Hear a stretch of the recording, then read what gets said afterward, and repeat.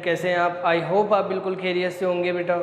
हमारा जो चैप्टर चल रहा है वो चल रहा है प्रत्यावर्ती धारा। प्रत्यावर्ती धारा के 2 लेक्चर मैंने अपलोड कर दिए थे यूट्यूब पे और आज हम पढ़ेंगे थर्ड लेक्चर में हम बात करेंगे बेटा कुछ इम्पोर्टेंट एसी से रिलेटेड, प्रत्यावर्ती धारा से रिलेटेड कुछ इम्पोर्टेंट डेफिनेशन है और उसके बाद है प्रत्यावर्ती धारा के लिए माध्यमान ज्ञात करना है। मतलब आज के लेक्चर में हम बात करेंगे कुछ सम इम्पोर्टेंट डेफिनेशन के बारे में और उसके बाद जो सेकंड पॉइंट होगा इसका वो होगा कौन सा बेटा, प्रत्यावर्ती धारा का माध्यमान ज्ञात करना अर्ध चक्कर के लिए और पूर्ण चक्कर के लिए। ठीक है, तो स्टार्ट करते हैं हम बिना टाइम वेस्ट किए। देखो some important definition related to AC, यानी कुछ महत्वपूर्ण परिभाषाएं जो किससे रिलेट करती है, किससे संबंधित है, प्रत्यावर्ती धारा से।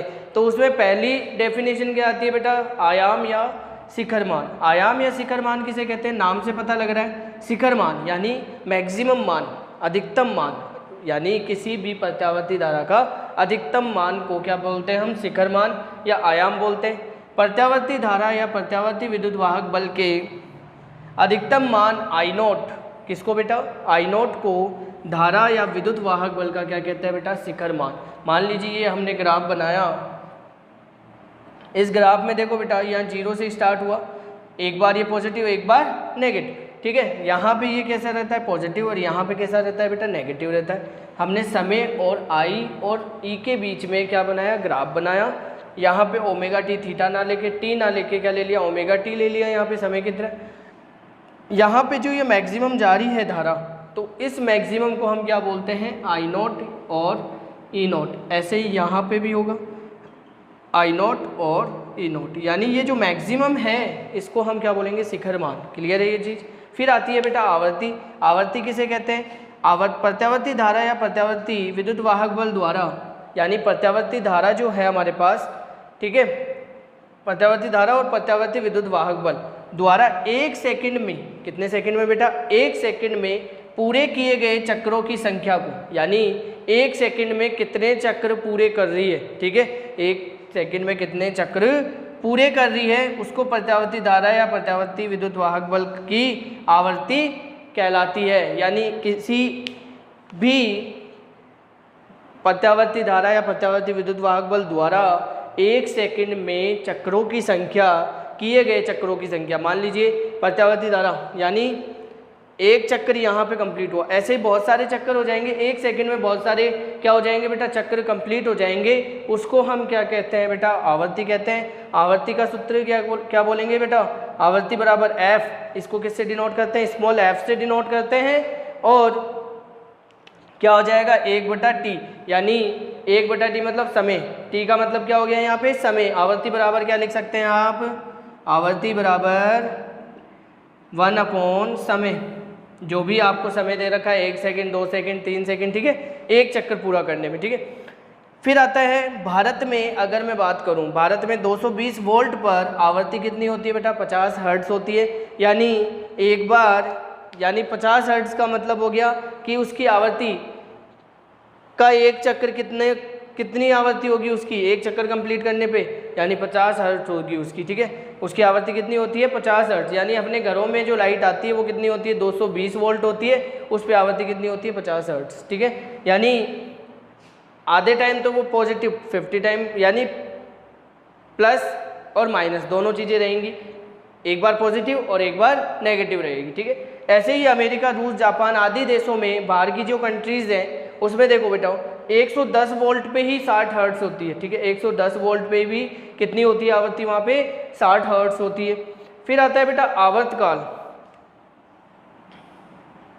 क्या आता है बेटा, आवर्तकाल।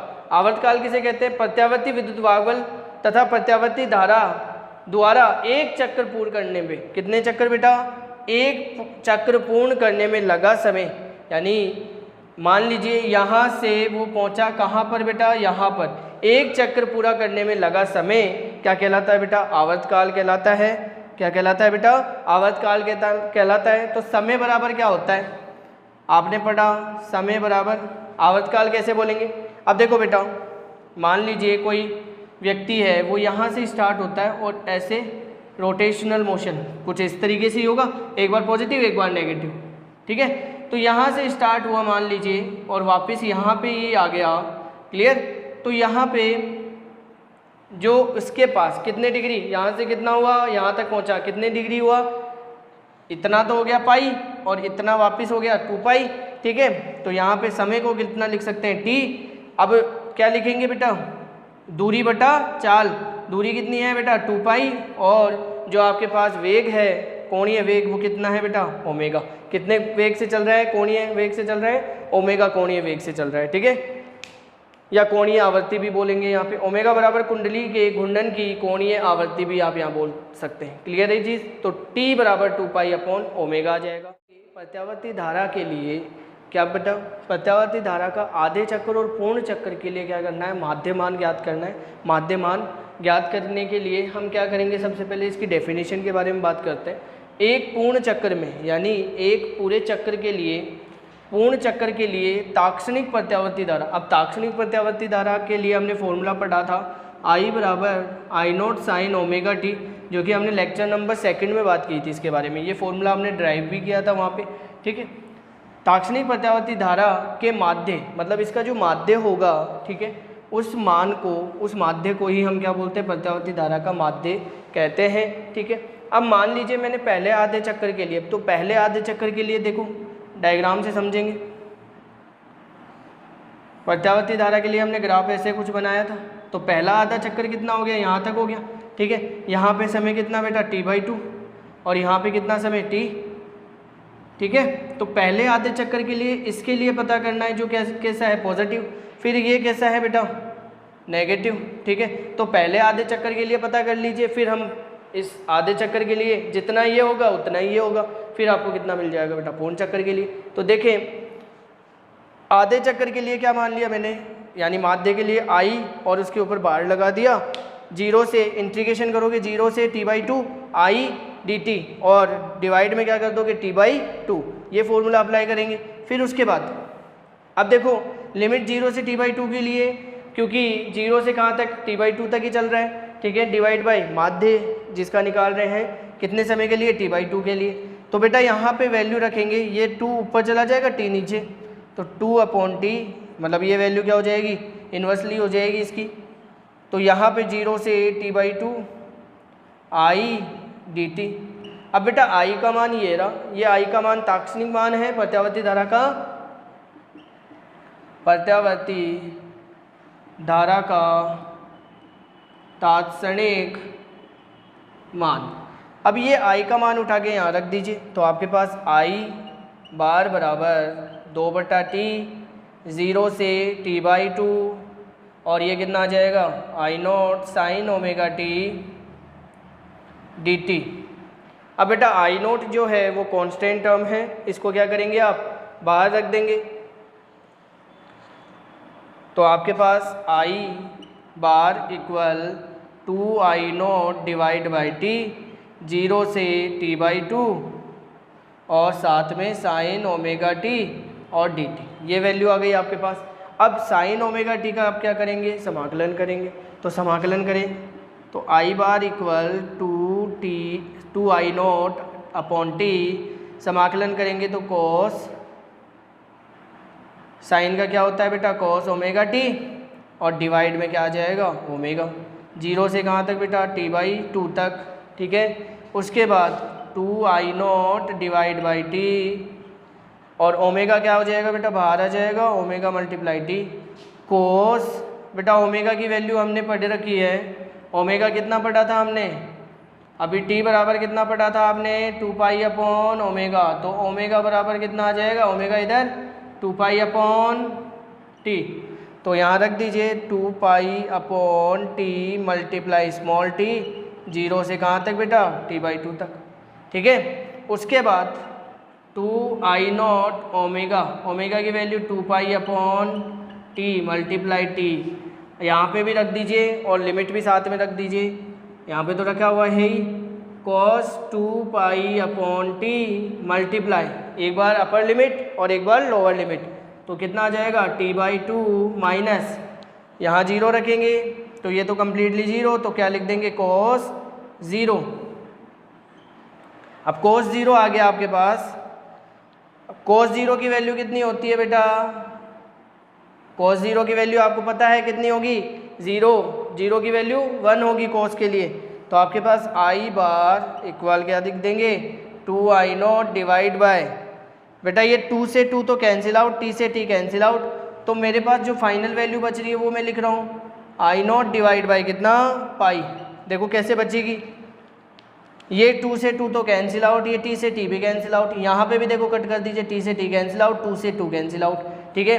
तो और यहाँ पे 0 की वैल्यू 1, ठीक है, या 0 की वैल्यू बाद में रखना, पहले जो आपने कट किया है वो वैल्यू रख लीजिए, बची है जो वैल्यू, यहाँ बच गया cos पाई माइनस cos 0 की वैल्यू 1 और इसकी वैल्यू -1, तो ये आ जाएगा i0 अपॉन पाई cos, यहाँ पे कितना आ गया बेटा? -1। अब एक चीज़ हमने थोड़ी सी मिस्टेक की है कि यहाँ पे जो आपने लिखा cos ओमेगा टी, ठीक है, यहाँ पे क्या आएगा बेटा? जब साइन का इंटीग्रेशन करते हैं तो माइनस भी आता है, तो यहाँ पे माइनस आएगा। अब इस माइनस साइन को आप क्या कर लीजिए? बाहर ले लीजिए, तो माइनस का साइन हमेशा क्या रहेगा? बाहर आ जाएगा यहाँ पे। तो ये वैल्यू आ गई आई बार इक्वल माइनस और ये माइनस, तो ये माइनस कितना हो जाएगा? -i0 divide by pi -2, minus minus plus हो जाएगा, तो I bar equal 2i0 divide by pi, ठीक है। अब 2 में पाई का डिवाइड करेंगे आप, 2 में किसका डिवाइड करना है आपको? पाई का डिवाइड करना है, तो आई बार की वैल्यू मिल जाएगी आधे चक्कर के लिए, ठीक है। तो यहाँ पे जब इसको डिवाइड करेंगे, इसको मिटा रहा हूँ मैं, देखो आगे, अगर उसको हम क्या करेंगे बेटा? डिवाइड करेंगे, तो डिवाइड करने पर कितनी वैल्यू आएगी? आई बार इक्वल i0 तो ऐसे कैसे, ठीक है, 2 का डिवाइड करेंगे, 2 में डिवाइड करेंगे पाई का, तो आपके पास आ जाएगी 0.693, तो ये आ गई आधे चक्कर के लिए, आधे चक्र के लिए प्रत्यावर्ती धारा का माध्यमान। ये तो आधे चक्कर के लिए आ गया, यानी ये जो आधा चक्कर है उसके लिए आ गया, अगले आधे चक्कर के लिए, ठीक है, ठीक है, आगे के आधे चक्कर के लिए कितना आ जाएगा? आधे के चक्कर के लिए वो क्या है बेटा? पॉजिटिव आ गया। अब ये आ जाएगा नेगेटिव 0.693 i0, ठीक है। ये पहले आधे चक्कर के लिए यानी t/2 के लिए, ये भी t/2 के लिए, ठीक है, ये आधे चक्कर के लिए, आधे चक्कर के लिए, तो दोनों का जब सम करेंगे, बीजगणितीय योग करेंगे, तो बीजगणितीय योग का हमेशा कितना आएगा बेटा? यहाँ पे बीजगणितीय योग इन दोनों का कितना हो जाएगा? 0 हो जाएगा। जब इन दोनों को जोड़ेंगे, कुल धारा निकालेंगे पूर्ण चक्कर के लिए, तो पूर्ण चक्कर के लिए धारा कितनी होती है? 0, यानी उसका औसत मान कितना होता है? 0 होता है, ठीक है। अब देखो पूर्ण चक्कर के लिए अगर आपसे पूछ लिया जाए, मान लीजिए पूर्ण चक्कर के लिए आपसे पूछा जाए कि आप बताइए कि पूर्ण चक्कर के लिए धारा का धारा का माध्यमान 0 होता है, बताइए। तो 0 होता है, तो वो आप कैसे प्रूफ करेंगे? या तो इस तरीके से आप प्रूफ कर दीजिए, या डायरेक्ट कैसे प्रूफ करते हैं वो भी मैं आपको बता देता हूँ। देखो पूर्ण चक्कर के लिए भी आप क्या करेंगे? सिंपली जैसे मैंने अभी लिखा, यहाँ लिखेंगे पूर्ण चक्कर के लिए माध्यमान। अब पूर्ण चक्कर के लिए जब आप पता कर रहे हैं तो आई बार इक्वल समय कितना बेटा? t, 0 से कहाँ तक बेटा? t i dt। i का मान आप रख देंगे, ये तो 1/t, ऐसे कैसे? 0 से t, i का मान i0 साइन ओमेगा t और dt, ठीक है। तो I bar equal 1/t, i0 बाहर आ जाएगा बेटा, 0 से t sine omega t dt। अब बेटा साइन ओमेगा t इसका फिर समाकलन कर देंगे, तो -i0/t और cos omega t divide by omega, 0 से बेटा कहाँ तक? t तक। अब मैंने ऑलरेडी ये जब माइनस आएगा ना बेटा cos का, वो माइनस मैंने पहले ही ले लिया बाहर। अब आगे देखें, आपके पास क्या वैल्यू आ जाएगी? अब आई बार इक्वल -i0/t वैल्यू रखें, ओमेगा बाहर आ जाएगा, कोस ओमेगा टी। अब ओमेगा की जगह आप क्या रख लीजिए, 2 pi upon T multiply small T, 0 से कहाँ तक बेटा, टी तक। अब 0 से टी तक आपके पास वैल्यू आ गई है, तो अब क्या करेंगे, आप आगे वैल्यू रखेंगे, I bar equal I naught upon, minus में है ये, T multiply 2 pi upon T, और ये वैल्यू आ जाएगी कॉस 2 पाई अपॉन टी, और आपके पास क्या वैल्यू देखें, टी की वैल्यू कितनी है बेटा, मल्टीप्लाई टी माइनस कॉस 0, ऐसे कैसे, 0 की वैल्यू कितनी होती है बेटा 1, ये टी से टी कैंसिल आउट, ठीक है। तो आपके पास क्या वैल्यू आ गई, आई bar equal I naught upon, बेटा ये टी से टी कैंसिल आउट, तो नीचे बच गया 2 पाई, माइनस में है ये वैल्यू, और कॉस 2 पाई, यहाँ डायरेक्ट यहाँ पे 1 ना लिख के यहाँ लिख लीजिए आप, कॉस 0 की वैल्यू 1, और ये पाई के लिए कितना होता है -1, फिर वापस 0 पे चला जाएगा, तो ये इसके लिए भी कितनी होती है 1, तो माइनस आई नॉट अपॉन 2 पाई, ये कितना हो गया बेटा 1 - 1 0, आई बार, तो आई बार कितना आ जाएगा पूर्ण चक्कर के लिए 0। ये आपके पास प्रत्यावर्ती धारा का माध्यमान आ गया। ऐसे ही अगर आप प्रत्यावर्ती धारा का विद्युत वाहक बल भी निकालें, प्रत्यावर्ती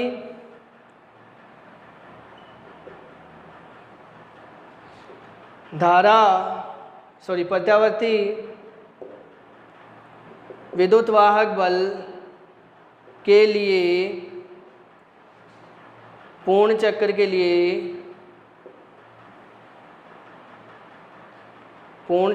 लिए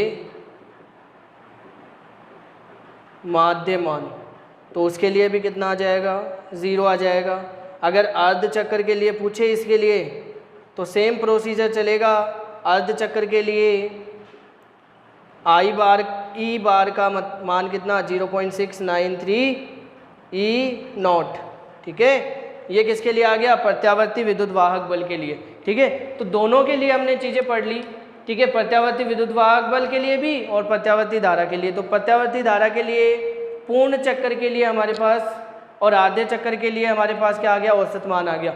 औसत मान मीन्स पूर्ण चक्कर के लिए तो कितना हो जाता है बेटा 0, और आधे चक्कर के लिए कितना रहता है, हमारे पास कितनी वैल्यू आई थी आधे चक्कर के लिए, आई bar equal 0.693 I not. Clear, जितना आधा चक्कर ये आधे पॉजिटिव आधे चक्कर के लिए ये होगा, यानी धनात्मक के लिए, फिर नेगेटिव के लिए कितना जाएगा, नेगेटिव के लिए क्या लग जाएगा, यहाँ पे नेगेटिव लग जाएगा।